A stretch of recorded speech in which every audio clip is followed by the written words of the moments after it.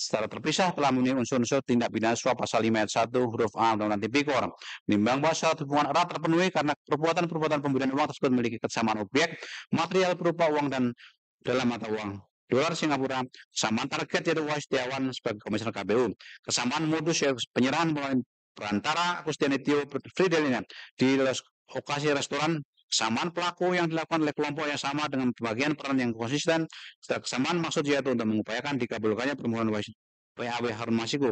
Menimbang bahwa syarat kesatuan kehendak terpenuhi karena seluruh perbuatan pemberian uang didorong oleh satu tujuan yang sama dan tidak terpisahkan itu mengupayakan agar KPU mengakomodir permohonan DPP PDIP untuk melaksanakan PAW atas nama Rizky Aprilia dengan Harun Masiku, di mana kesatuan terlihat dari perencanaan strategis di mana kemudian dilakukan tahap sesuai dengan perkembangan negosiasi koordinasi pusat di mana semua perbuatan dikoordinir oleh tim yang sama dilakukan berkoordinasi strategis serta target tunggal di mana semua upaya diharapkan untuk mencapai satu tujuan spesifik yaitu PAW Harun Masiku.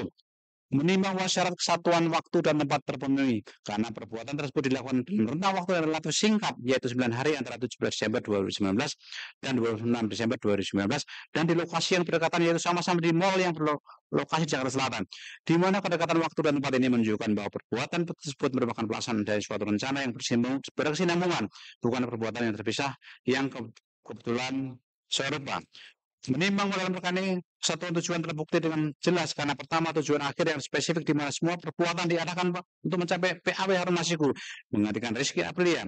Kedua, strategis bertahap di mana pemberian uang dilakukan secara bertahap sesuai timeline yang direncanakan.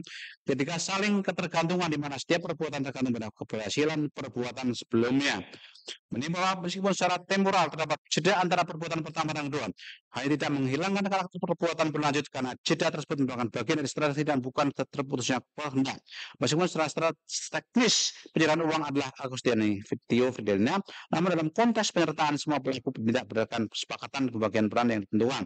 Dan meskipun perbuatan kedua tidak terlaksana dalam doktrin perbuatan berlanjut yang dinilai adalah kesatuan kehendak dan rencana bukan semata-mata realisasi semua perbuatan yang direncanakan. Sehingga kegagalan pelaksanaan perbuatan kedua karena faktor eksternal OTT tidak menghilangkan karakter perbuatan berlanjut. Menimbang bahwa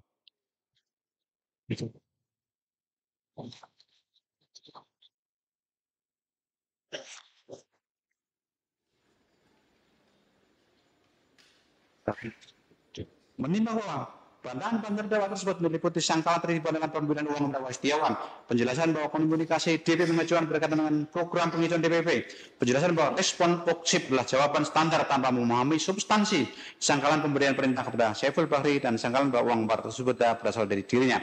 Menimbang bahwa seluruh bantahan terdakwa tersebut telah dipertimbangkan secara seksama oleh majelis hakim dalam analisis unsur-unsur dakwaan sebagaimana telah diuraikan dalam pertimbangan di atas, di mana majelis hakim telah memberikan penilaian dan tanggapan terhadap sistem bantahan dengan mengacu pada alat bukti yang sah. Menimbang bahwa berdasarkan pertimbangan yang telah diuraikan tersebut di atas, sehingga bantahan terdakwa tersebut haruslah dikesampingkan. Menimbang bahwa majelis hakim akan mempertimbangkan bantahan selebihnya. Menimbang terdakwa menyerahkan mendapat informasi bukan dari Harun Masiku langsung bahwa Saiful Bahri meminta dana kepada Harun Masiku, sehingga terdakwa memberikan teguran keras kepada Saiful Bahri di ruang aspirasi, melarang karena melanggar peraturan partai dan jumlah jabatan. Saiful Bahri hanya minta maaf, tidak ada pembahasan tentang KPU atau lobby. Setelah itu terdakwa mengundang Saiful ke acara partai. Menimbang terhadap keterangan tersebut, majelis menilai bertentangan dengan fakta karena tidak ada bukti konkret tentang teguran tersebut selain pengakuan terdakwa. Transaksi Saiful Bahri yang menyatakan terdakwa justru menyetujui dengan mengatakan, ya silakan jika benar ada teguran keras dan Saiful Bahri tidak diundang ke acara partai. Komunikasi WhatsApp antar terdakwa Saiful seharusnya diberhenti, namun terfakta yang berlanjut intensif hingga akhir Desember 2019. Justru setelah periode yang diklaim ada teguran, terjadi koordinasi dan operasional melalui WhatsApp.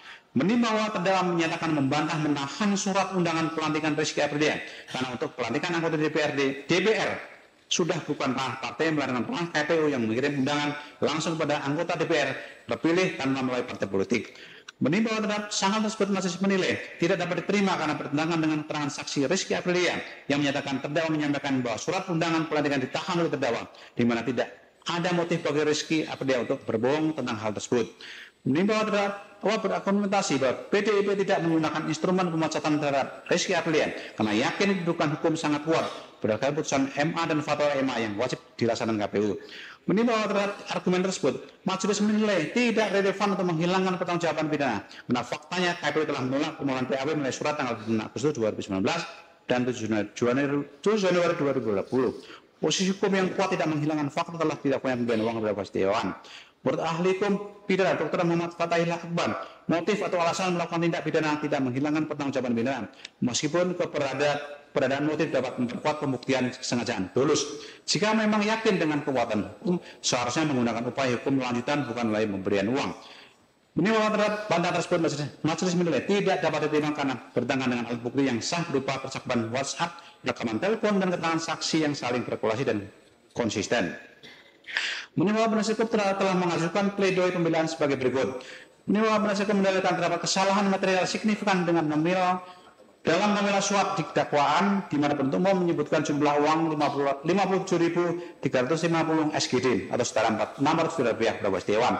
Namun dalam persidangan terbukti bahwa jumlah uang diterima oleh Dewan adalah 19.000 SGD atau setara 200 rupiah. Menimbang terhadap dalil tersebut, majelis memberikan pertimbangan sebagai berikut. Menimbang dalam tindak pidana suap yang dilakukan secara bersama-sama tidak diperlukan bahwa setiap pelaku mengetahui secara detail jumlah keseluruhan uang yang terlibat dalam skema suap. Yang penting adalah adanya kesepakatan kehendak untuk melakukan suap. Menimbang bahwa perbedaan antara jumlah yang didakwakan dengan yang diterima oleh Dewan dapat dijelaskan dari fakta bahwa total dana yang disiapkan memang sebesar 1.250 juta rupiah, 400 rupiah dari terdakwa, 850 juta dari Harun Masiku.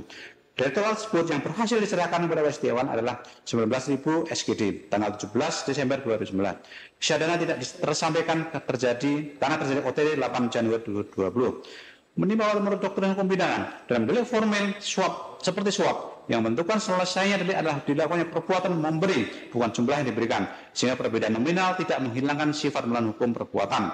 Menimbang bahwa perbedaan jumlah uang suap antara yang didakwakan dengan yang terbukti persidangan tidak menyebabkan dakwaan menjadi kabur, absolvable sepanjang perbuatan pokok yaitu memberi atau menerima suap terbukti, karena yang menjadi esensi dari tindak pidana suap adalah perbuatan memberi atau menerima, bukan nominal yang tepat. Menimbang bahwa dengan demikian perbedaan nominal tersebut tidak menyebabkan dakwaan menjadi tidak cermat, tidak jelas atau tidak lengkap karena esensi perbuatan suap telah terbukti. Menimbang penasihat hukum terdakwa juga mendalilkan dakwaan bertentangan dengan putusan pengadilan yang telah berkonten tetap, di mana dalam putusan sebelumnya terbukti keseluruhan dana berasal dari Harun Masiku, bukan dari terdakwa. Menimbang bahwa terhadap dalil tersebut majelis mempertimbangkan bahwa pembuktian perkara ini didasarkan pada alat bukti baru yang tidak tersedia dalam persidangan sebelumnya, khususnya rekaman percakapan dan kemunculan WhatsApp yang menunjukkan keterlibatan dakwa. Menimbang bahwa prinsip res judicata sebagai diatur dalam pasal 76 ayat 1 KUH pidana tidak berlaku dalam perkara ini karena subjek hukum berbeda dan idem personal tidak terpenuhi, di mana terdakwa Hasto dan terdakwa adalah subjek yang berbeda dari terdakwa dalam perkara sebelumnya. Menimbang bahwa terhadap penasihat hukum mendalilkan penyadapan hukum jika dilakukan tanpa menyatakan izin Dewan Pengawas sebagai diatur dalam pasal 12B besar 1 Undang-Undang KPK nomor 19 tahun 2019, di mana bukti-bukti didapatkan dalam rentang waktu Desember 2019 sampai Januari 2020 setelah disahkannya Undang-Undang nomor 19 tahun 2019 dan sebelum putusan MK nomor 70 tahun 2019. Menimbang terhadap dalil tersebut, majelis perlu membedakan secara tegas antara rekaman percakapan telepon 13 Desember 2019 yang diperoleh melalui res intersepsi komunikasi dalam rangka penyelidikan, chat WhatsApp yang diperoleh melalui ekstraksi data dari perangkat yang disita secara sah. Menimbang bahwa terkait rekaman percakapan telepon, meskipun diperoleh sebelum diterbitkan surat perintah penyelidikan tanggal 20 Desember 2019, namun berdasarkan putusan MK nomor 70 tanggal 4 Mei 2021, izin Dewan Pengawas dapat bersifat post factum terlebih dalam periode transisi penerapan Undang-Undang nomor 19 tahun 2019 tentang KPK yang menimbulkan ketidakjelasan implementasi teknis. Menimbang terkait chat WhatsApp, majelis mempertimbangkan bahwa data tersebut diperoleh mulai prosedur penyitaan telepon genggam dan ekstraksi data digital forensik pada tanggal 10 Juni 2004 bukan melalui penyadapan real time sehingga tidak memerlukan izin Dewan Pengawas KPK. Menimbang bahwa majelis hakim perlu membedakan secara tegas antara konsep penyadapan intersepsi dengan pengambilan data elektronik tersimpan sebagai berikut. Pertama, bahwa berdasarkan penjelasan pasal 31 Undang-Undang ITE yang dimaksud dengan intersepsi atau penyadapan adalah kegiatan untuk mendengarkan, merekam, membelokkan, mengubah, menghambat dan atau mencatat transmisi informasi elektronik dan atau dokumen elektronik yang tidak bersifat publik, baik menggunakan kabel komunikasi maupun nirkabel. Kedua, bahwa kata kunci dalam definisi tersebut adalah transmisi, yang menurut ilmu telekomunikasi berarti proses pengiriman informasi yang sedang berlangsung real time dari suatu pihak ke pihak lain oleh media komunikasi. Ketiga, bahwa chat WhatsApp yang telah tersimpan dalam memori telepon genggam bukanlah lagi transmisi, melainkan telah menjadi data tersimpan, stored data, sehingga pengambilan data tersebut tidak termasuk dalam kategori penyadapan atau intersepsi. Menimbulkan pembedaan antara intersepsi dengan pengambilan data tersimpan ini sejalan dengan praktik hukum internasional, di mana intersepsi komunikasi, interception of communication, melakukan otorisasi khusus karena menyangkut privasi komunikasi yang sedang berlangsung, sedangkan pengambilan data tersimpan of storage data mengikuti prosedur penyitaan barang bukti pada umumnya. Menimbulkan penasihat hukum mendalilkan transaksi Arif Budi Raharjo tidak memiliki nilai pembuktian karena hanya menceritakan kembali isi BAPK orang lain yang merupakan testimonial AD itu. Menimbulkan terhadap hal tersebut majelis mempertimbangkan berdasarkan pasal 185 ayat 1 KUHP, keterangan saksi sebagai alat bukti adalah apa yang saksi nyatakan di sidang pengadilan, bukan apa yang ditulis dalam BAPK. Menimbulkan meskipun sebagian keterangan Arif Budi Raharjo mungkin berdasarkan informasi dari rekan kerjanya, namun fakta penting yang disampaikan berdasarkan pengalaman langsungnya, yaitu saksi petugas mencari Harun Masiku dan terdakwa di lokasi PT IKA pada malam 8 Januari 2020. Saya tidak melihat keberadaan terdakwa maupun mobil terdakwa di lokasi PT IKA. Saksi mengetahui koordinat Harun Masiku namun tidak dilakukan penangkapan. Menimbulkan keterangan tersebut merupakan pengalaman langsung saksi, bukan testimonium de auditu, sehingga memiliki nilai pembuktian yang sah. Menimbang bahwa penasihat hukum terdakwa mendalilkan penggeledahan terhadap Kusnadi tidak sah karena dilakukan tanpa status tersangka.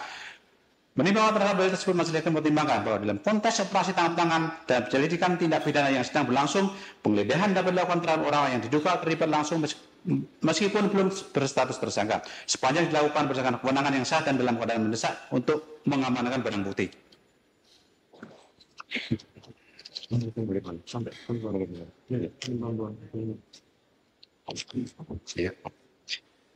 Menimbang bahwa lebih lanjut, meskipun terdapat kelemahan prosedural, hal tersebut tidak menghilangkan nilai pembuktian dari hasil penyitaan yang telah dikuatkan dengan alat bukti lain, dan mengingat prinsip hukum acara pidana mengenal konsep kemudian cacat tersebut. Menimbang bahwa penasihat hukum mendalilkan terdapat pelanggaran hak terdakwa berdasarkan pasal 65. Karena penyidik tidak menghadirkan ahli yang meringankan sebagaimana dimintakan oleh terdakwa pada tahap penyidikan.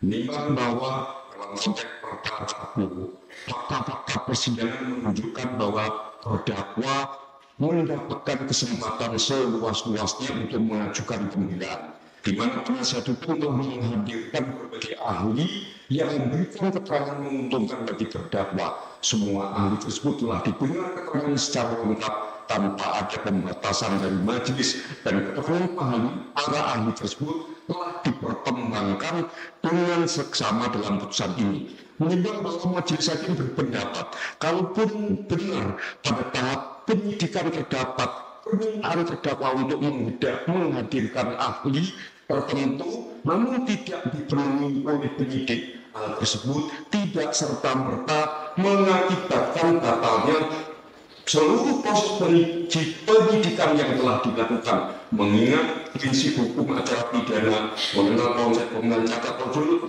atau correctable defect, di mana kekurangan-kekurangan pada tahap awal dapat dipulihkan melalui pemeriksaan yang adil, terbuka, dan komprehensif di persidangan. Menimbang bahwa penasihat hukum mempersoalkan keabsahan bukti elektronik berupa chat WhatsApp dengan dalil bahwa bukti tersebut diperoleh melalui penyadapan yang tidak memenuhi prosedur sebagaimana dalam pasal 31 Undang-Undang ITE junto pasal 12B Undang-Undang KPK yang mensyaratkan adanya izin tertulis dari Dewas KPK. Menimbang bahwa majelis hakim mencatat adanya inkonsistensi fundamental dalam dalil pembelaan, di mana di satu sisi penasihat hukum mempersoalkan prosedur perolehan bukti chat WhatsApp, di sisi lain terdakwa memberikan penjelasan alternatif tentang makna isi chat, seperti klaim bahwa DP penghijauan adalah tentang program taman vertikal untuk ulang tahun partai. Terdakwa juga menjelaskan konteks komunikasi OPSIK sebagai jawaban standar tanpa mempersoalkan keaslian chat tersebut. Menimbang bahwa inkonsistensi ini menunjukkan bahwa terdakwa secara implisit mengakui keaslian chat WhatsApp tersebut karena seseorang tidak akan memberikan penjelasan alternatif terhadap isi dokumen yang dianggap palsu. Upaya memberikan interpretasi berbeda justru mengkonfirmasi bahwa komunikasi tersebut memang terjadi. Terdakwa tidak pernah secara tegas menyatakan bahwa chat tersebut palsu atau dipalsukan.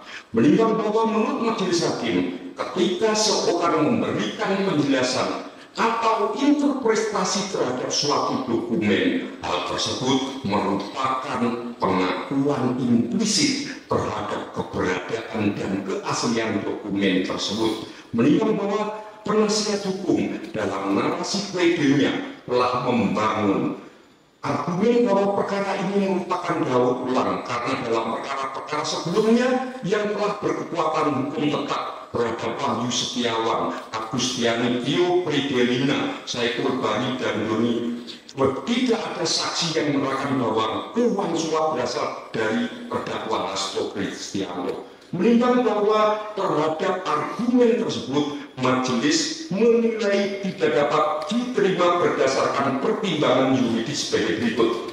Menimbang bahwa azas lebis in idem sebagaimana diatur dalam pasal 76 ayat 1 KUHP menyatakan seseorang tidak dapat dituntut untuk kedua kalinya karena perbuatan yang sama dan telah memperoleh putusan pengadilan yang telah mempunyai kekuatan hukum yang tetap. Menimbang bahwa penerapan azas lebis in idem memerlukan 3 syarat kumulatif yang harus dipenuhi. 1. Idem persona atau orang sama, idem faktum perbuatan atau fakta yang sama, dan idem krem tindak pidana yang sama. Menimbang bahwa dalam perkara aku tidak terpenuhi syarat idem persona karena terdakwa Hasto Kristianto dalam perkara ini adalah subjek hukum yang berbeda dari terdakwa-terdakwa dalam perkara sebelumnya. Menimbang bahwa pembuktian keterlibatan terdakwa Hasto Kristianto dalam perkara ini didasarkan pada alat bukti yang tidak tersedia atau tidak diungkap dalam persidangan sebelumnya, yakni dalam perkara nomor 18 Litsus PPK 2020 PN Jakarta Pusat, khususnya rekaman percakapan telepon tanggal 13 Desember 2019 antara Saiful Bahri dan Doni istri Roma yang menyebutkan jadi Mas Hasto yang melangi. Bukti-bukti percakapan WhatsApp antara terdakwa dengan Saiful Bahri tanggal 16 Desember 2019 tentang dana 600. Percakapan WhatsApp tanggal 23 Desember 2019 izin lapor Mas hari ini Pak Harun Geser 850 yang dijawab OPC. Bukti percakapan tersebut merupakan fakta baru yang terungkap dalam perkara ini. Menimbang bahwa penasihat hukum terdakwa juga mengajukan argumen bahwa secara logika dan nalar tidak mungkin seorang sekretaris jenderal partai politik menalangi dana untuk calon anggota DPR dan menegaskan bahwa dana suap berasal dari Harun Masiku yang saat ini berstatus DPO. Menimbang bahwa terhadap argumen tersebut, majelis memberikan pertimbangan. Menimbang bahwa dalam pembuktian hukum pidana yang terpenting bukanlah aspek logis atau tidak logisnya suatu perbuatan, melainkan apakah perbuatan tersebut dapat dibuktikan secara sah dan meyakinkan berdasarkan alat bukti yang memenuhi syarat sebagaimana diatur dalam KUHP. Bahwa meskipun argumen logika memiliki relevansi dalam menilai kredibilitas suatu dugaan, namun pengadilan harus mendasarkan putusannya pada fakta hukum yang terungkap di persidangan, bukan pada pertimbangan mengenai kemungkinan atau ketidakmungkinan berdasarkan asumsi, sehingga majelis akan mengesampingkan perdebatan mengenai aspek logis dan akan fokus pada evaluasi alat bukti serta kesesuaiannya dengan unsur-unsur delik yang didakwakan untuk mencapai keyakinan hakim berdasarkan pembuktian yang objektif. Menimbang bahwa status Harun Masiku sebagai DPO tidak menghalangi proses pembuktian keterlibatan terdakwa dalam perkara akuo, karena pembuktian kesalahan terdakwa didasarkan pada alat bukti yang sah dan cukup tanpa bergantung pada kehadiran Harun Masiku. Menimbang bahwa dalam sistem pembuktian pidana Indonesia yang menganut sistem pembuktian negatif menurut undang-undang, pembuktian salah seorang tidak mensyaratkan hadirnya seluruh pelaku tindak pidana sepanjang terdapat dua alat bukti yang sah dan layak dan keyakinan hakim. Menimbang bahwa penasihat hukum dalam prediksinya mendalilkan bahwa penetapan tersangka sebagai penetapan terdakwa sebagai tersangka melakukan panggil dan diperiksa calon tersangka terlebih dahulu bertentangan dengan putusan Mahkamah Konstitusi 21 PUU dari 12/2014. Menimbang bahwa terhadap hal tersebut majelis mempertimbangkan bahwa putusan MK 21 PUU Romawi 12/2014 tidak menciptakan norma baru yang mewajibkan pemeriksaan tambahan, melainkan pemeriksaan memberikan penafsiran konstitusional terhadap perasa bukti permulaan yang cukup harus dimaknai minimal dua alat bukti. Sedangkan dalam perkara akuo, penetapan terdakwa sebagai tersangka didasarkan pada lebih dari dua alat bukti yang sah, hasil penyidikan yang komprehensif terhadap pelaku-pelaku lain, bukti-bukti dokumenter dan elektronik yang kuat, serta keterangan saksi-saksi yang saling bersesuaian. Menimbang bahwa dalam konteks pemberantasan tindak pidana korupsi yang dilakukan secara bersama-sama seringkali memerlukan strategi penyidikan yang berbeda untuk mengungkap seluruh jaringan pelaku, di mana pemeriksaan prematur terhadap calon tersangka tertentu dapat mengganggu proses pengumpulan bukti dan berpotensi menghilangkan barang bukti. Dan dalam perkara ini terdakwa ditetapkan sebagai tersangka setelah seluruh pelaku lain diperiksa dan fakta-fakta mereka telah terungkap secara lengkap. Menimbang bahwa majelis hakim berpendapat tidak terjadi pelanggaran hak konstitusional terdakwa karena penetapan tersangka didasarkan pada bukti-bukti yang jauh melebihi syarat minimal dua alat bukti, terdakwa tetap mendapat kesempatan penuh untuk membela diri dalam persidangan. Semua hak-hak terdakwa sebagai tersangka dan terdakwa telah dipenuhi sesuai ketentuan kuhap, serta tidak ada bukti adanya kerugian konkret yang diderita terdakwa akibat tidak diperiksa sebagai calon tersangka. Menimbang bahwa berdasarkan seluruh pertimbangan di atas, majelis hakim berkesimpulan terdakwa Hasto Kristianto sebagai sekjen DPP PDIP memiliki kewenangan organisasional dan motif kuat untuk memastikan Harun Masiku menggantikan almarhum Nazarudin Kinas sebagai anggota DPR. Terdakwa telah melakukan serangkaian upaya formal berdasarkan putusan judicial review dan fatwa MA. Namun ketika upaya formal tersebut gagal, terdakwa bersama dengan Saiful Bahri, Doni Tri Istiqomah, dan Harun Masiku melakukan upaya ilegal melalui pemberian uang kepada Wahyu Setiawan. Terdakwa terbukti menyediakan dana sebesar 400 juta dari total 1,250 juta yang disiapkan untuk operasional suap, sebagaimana terbukti dari percakapan WhatsApp dan rekaman telepon. Komunikasi intensif antara terdakwa dengan Saiful Bahri menunjukkan koordinasi yang erat dalam pelaksanaan skema suap dengan terdakwa berperan sebagai penyedia dan talangan. Sangkalan dan bantahan terdakwa tidak dapat diterima karena bertentangan alat bukti yang sah dan keterangan saksi-saksi yang konsisten. Argumen penasihat hukum tentang darurat perkara, ketidaklogisan dan status DPO Harun Masiku tidak dapat menghilangkan pertanggungjawaban pidana terdakwa. Menimbang bahwa dengan terpenuhinya seluruh unsur dakwaan dan berdasarkan minimal dua alat bukti yang sah, majelis memperoleh keyakinan bahwa terdakwa Hasto Kristianto terbukti secara sah dan meyakinkan bersalah melakukan tindak pidana sebagaimana didakwakan dalam dakwaan kedua alternatif pertama. Menimbang bahwa keyakinan majelis ini didasarkan pada keseluruhan alat bukti yang saling berkorelasi dan menguatkan, bukan pada spekulasi atau asumsi. di mana setiap elemen pembuktian telah diuji secara ketat dan objektif sehingga menghasilkan kesimpulan hukum yang dapat dipertanggungjawabkan.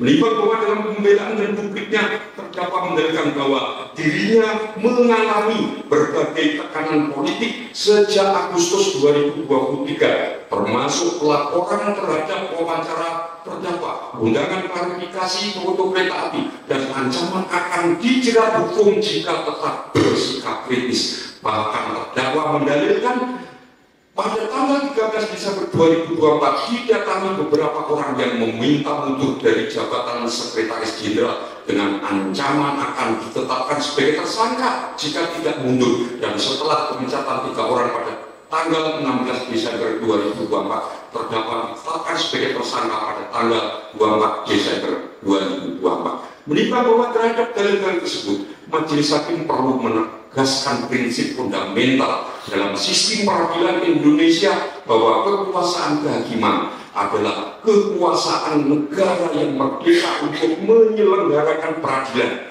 guna menegakkan hukum dan keadilan berdasarkan Pancasila dan Undang-Undang 45 sebagaimana diamanatkan dalam pasal 24 ayat 1 Undang-Undang 45, di mana hakim dalam memeriksa, mengadili, dan memutus perkara hanya tunduk pada hukum dan keadilan, tidak pada tekanan politik, opini publik, atau kepentingan kelompok manapun.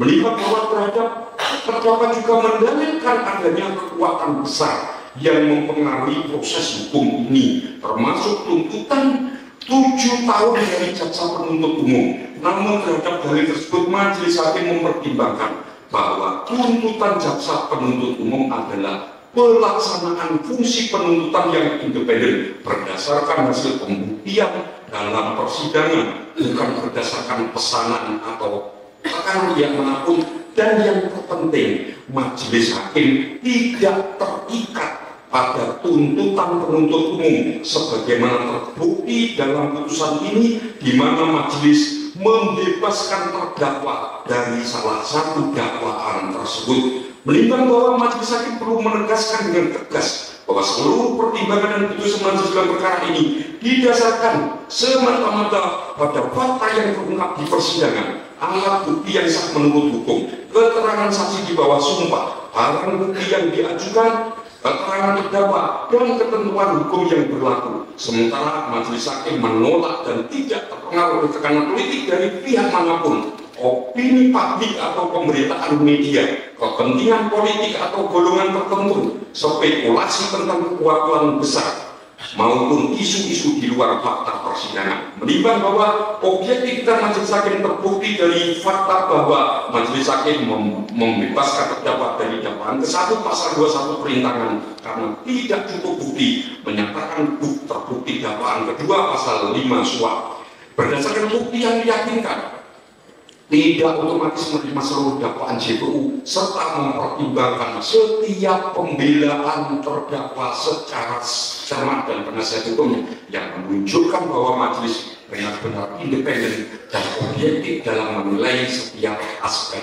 perkara. Menimbang bahwa majelis hakim perlu menggarisbawahi perbedaan konteks waktu yang sangat signifikan, di mana tindak pidana yang didakwakan terjadi pada tahun 2019 sampai 2020, jauh sebelum terdakwa mengklaim adanya tekanan politik pada tahun 2023 dan 2024, dan penetapan tersangka pada 24 Desember 2024 adalah hasil dari proses penyidikan yang panjang, bukan reaksi spontan terhadap peristiwa politik tertentu, sehingga kalaupun toh benar ada dinamika politik pada tahun 2024, hal tersebut tidak relevan dengan pembuktian pidana yang terjadi pada tahun 2019-2020. Menimbang bahwa majelis hakim menegaskan bahwa putusan ini didasarkan pada fakta-fakta konkret yang terbukti di persidangan,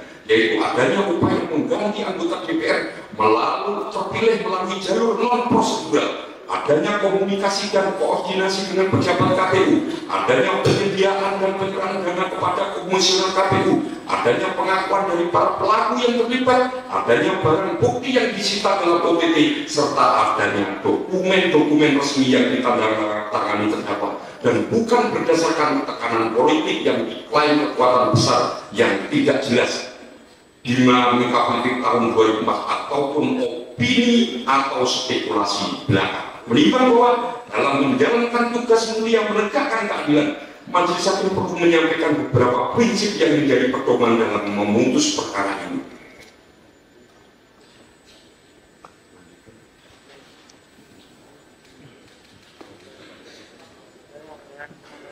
Ruang sidang pengadilan merupakan tempat suci di mana kebenaran dan keadilan dicari melalui pemeriksaan yang objektif dan fakta-fakta hukum. Oleh karena itu, majelis akan senantiasa menjaga kemudian proses peradilan dari berbagai pengaruh yang dapat melakukan pencarian kebenaran tersebut.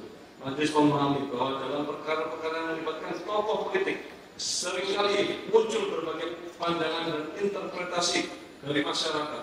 Namun dalam menjalankan kewenangan judisial, majelis berkomitmen untuk tetap fokus pada substansi hukum dan tidak terpengaruh oleh dinamika yang berkembang di luar persidangan. Prinsip keadilan sejati mengharuskan majelis untuk tidak takut pada tekanan maupun tidak berpihak pada kepentingan tertentu.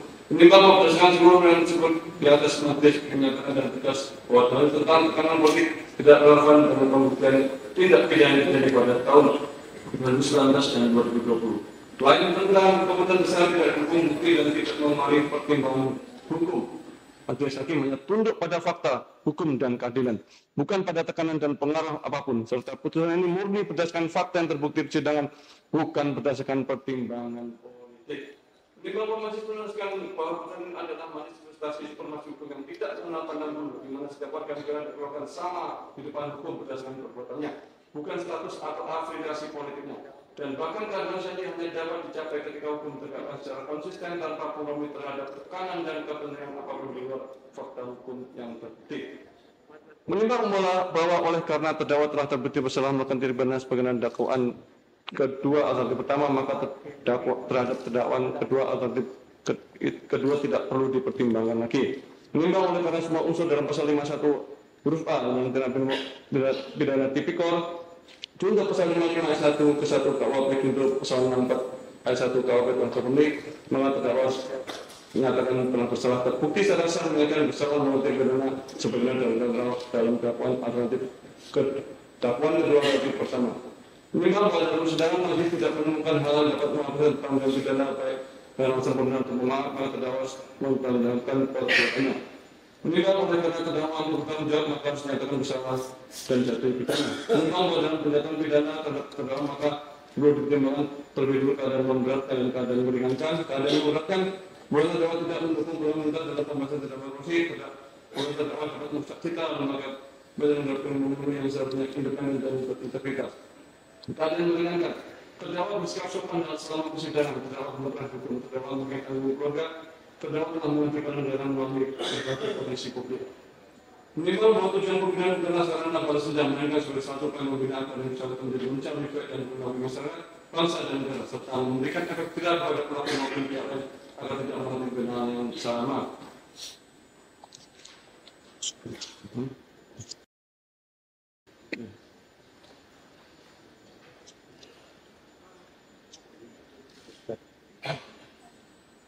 Menimbang bahwa oleh karena terdakwa telah terbukti secara sah dan memberikan bersalah melakukan tindak pidana korupsi berpasok dengan pasal 51 huruf A tentang tindak pidana korupsi, bahwa meskipun dalam nomor pasal 21 undang-undang tindak pidana korupsi tidak terbukti, namun mengingat tindak pidana suap yang terbukti terkait erat dengan perkara tindak pidana korupsi atas nama Harun Masiku.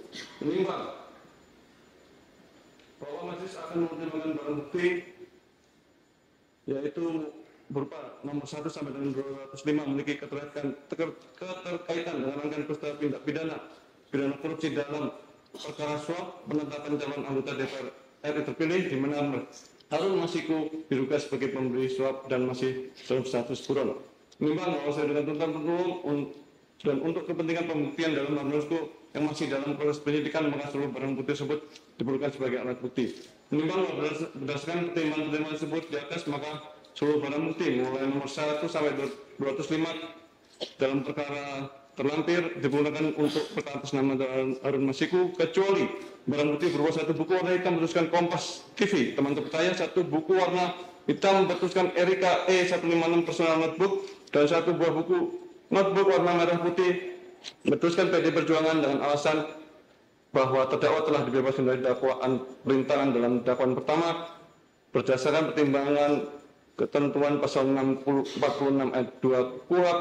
Barang bukti yang tidak ada hubungan dengan perkara lain dikembalikan kepada orang atau kepada mereka yang berhak menerimanya. Menimbang oleh bahwa karena terdakwa jatuh pidana maka berdasarkan pasal 22 ayat 4 KUHP masa penangkapan yang telah dijalani dikurangkan dari seluruh pidana jatuhkan. Menimbang bahwa karena terdakwa ditahan dalam penahanan yang dan penahanan terhadap terdakwa dilandasi alasan yang cukup, maka perlu ditetapkan agar terdakwa tetap berada dalam tahanan. Menimbang bahwa oleh karena terdakwa nyatakan bersalah dan jatuh pidana maka harus diberi pulang bayar biaya perkara.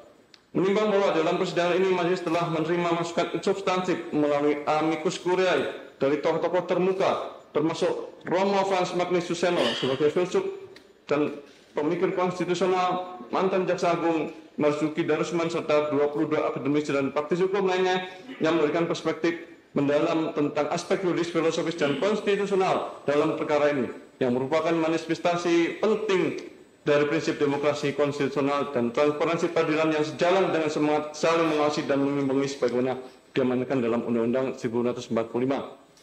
Menimbang bahwa amicus curiae telah mengangkat permasalahan substansi dalam perspektif sosio-legal yang memerlukan perhatian khusus dari majelis, khususnya tentang kekhawatiran tentang kemungkinan politically motivated prosecution, timing dan motivasi penuntutan yang dapat mempengaruhi persepsi keadilan, pentingnya menjaga independensi peradilan dari tekanan politik, kompleksitas hukum pidana dalam perkara korupsi, serta dampak putusan terhadap kepercayaan publik dan kelangsungan demokrasi di Indonesia yang menunjukkan kepedulian mendalam terhadap supremasi hukum dan demokrasi konstitusional.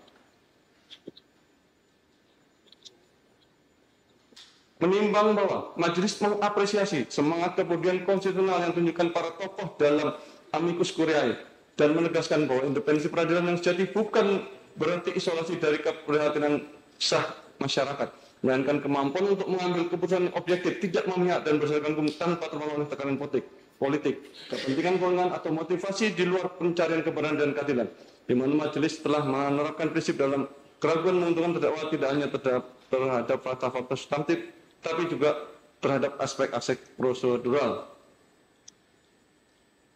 Menimbang bahwa dalam masa perkara ini majelis telah menerapkan standar analisis yang ketat terhadap setiap dakwaan, di mana dakwaan satu mengenai kepentingan perintangan penyidikan, majelis telah melakukan analisis dalam terhadap karakteristik delik material versus delik formil, aspek temporal yang berkaitan dengan perbedaan antara penyelidikan dan penyidikan, serta persyaratan ketat konkret dalam delik material yang pada akhirnya berkontribusi pada keputusan majelis untuk membebaskan terdakwa dari dakwaan tersebut karena tidak terpenuhi unsur-unsur secara temporal dan material. Menimbang bahwa sebaliknya, keputusan majelis untuk menyatakan terdakwa terbukti bersalah dalam dakwaan Gudang Naisop didasarkan pada terpenuhi seluruh unsur dakwaan secara sah dan akan melalui minimal 2 alat bukti yang valid dan keyakinan majelis yang diperoleh melalui proses pemeriksaan yang objektif dan komprehensif, di mana majelis menganalisis secara komprehensif unsur-unsur penyertaan kualitas alat bukti komunikasi elektronik dan standar pembuktian sengajaan dalam konteks tindak pidana korupsi yang menunjukkan bahwa majelis benar-benar independen dan objektif dalam menilai setiap aspek perkara tanpa terpengaruh oleh tekanan dan opini dari pihak manapun. Menimbang bahwa majelis menyampaikan penghargaan mendalam atas kontribusi substantif yang telah diberikan melalui amicus curiae dan menegaskan bahwa seluruh masukan tersebut telah menjadi pertimbangan integral dalam proses pengambilan keputusan, bukan sekedar sebagai referensi tambahan, melainkan sebagai masukan penting untuk memastikan bahwa putusan yang dijatuhkan benar-benar mencerminkan nilai keadilan konstitusional, keadilan prosedural, dan kesetaraan substantif yang menjadi fondasi sistem peradilan dalam negara hukum demokratis, dengan tetap menghormati semangat pencarian keadilan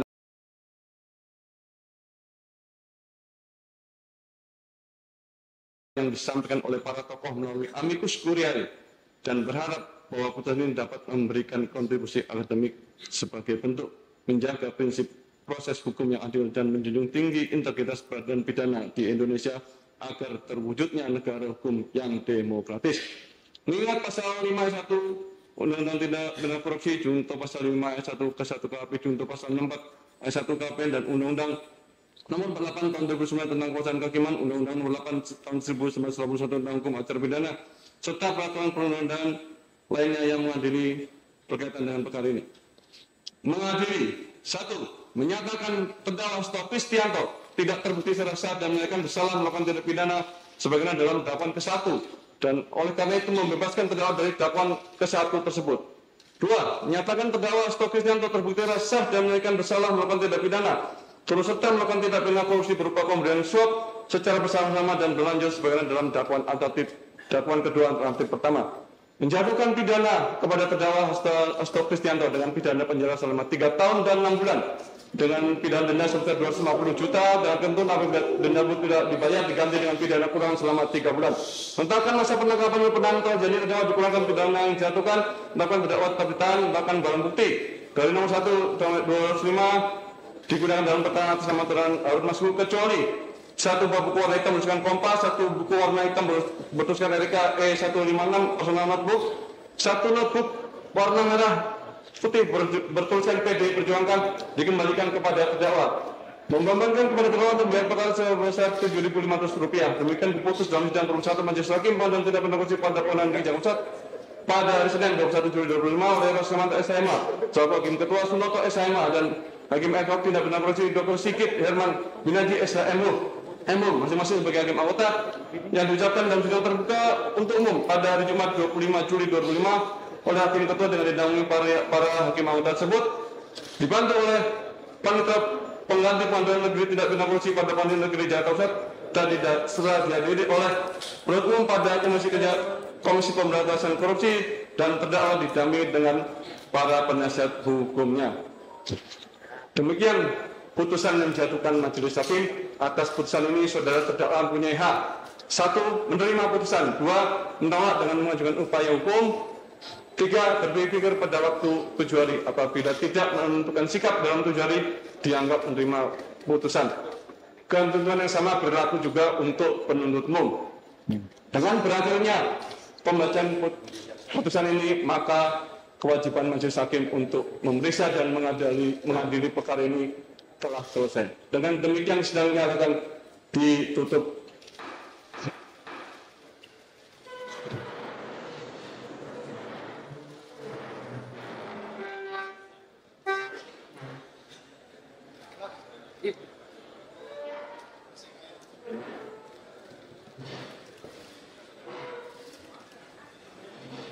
Itu